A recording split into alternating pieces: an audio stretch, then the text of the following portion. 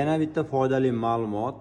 Gentra, Cobalt, Nexus, Spark avtomobillarda so'rovchi kollektor tomonidan ovoz chiqib qolsa, bizdagilar nima qiladi? Shu datchikni uzib qo'yadi yoki shu havo shlankasini uzib qo'yadi.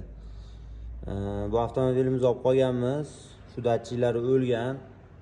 O'lganda shu shlankalarni chiqarib, uchun zaklopka qilib qo'yishgan.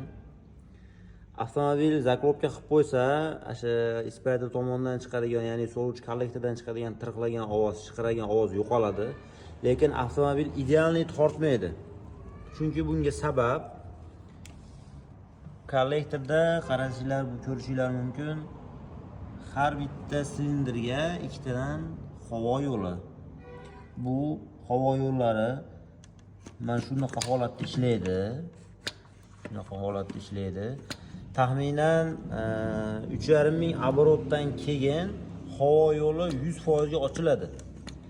Bizdagilar nima qiladi? Yoki polni ochiq holatda qo'yib qo'yadi, yoki polni yopiq holatda qolib ketadi. Yopiq holatda qolib ketsa, avtomobilimiz rasxod kam bo'lishi mumkin, lekin tortish dinamikasi siz aytgandaqa bo'lmaydi. Aksincha, polni ochib qo'ysa, avtomobilimizni benzinda rasxodi ancha oshib ketadi. Xullas, siz aytgan effektni bermaydi mashina.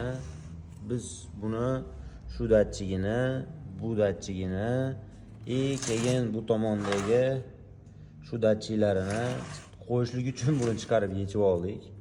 Hamma narsasini o'zini joy-joyiga qo'yamiz. Bu yoqda korobkalari, ichiga eskilarini solib egalariga topshiramiz.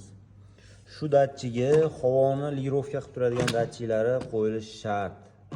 Shuni qo'ysa, shuning uchun ko'pincha avtomobillarda probegi ko'paygandan keyin o'sha avtomobil benzin rasxodi oshib ketadi, tortish dinamikasi past. Sabab shular. Shu datchiklari o'ta idealni ishlasa, havo o'ta zo'r holatda taqsimlanadi, avtomobilimiz o'ta zo'r holatda yuradi.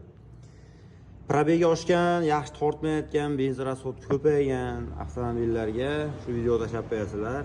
Foydali ma'lumot.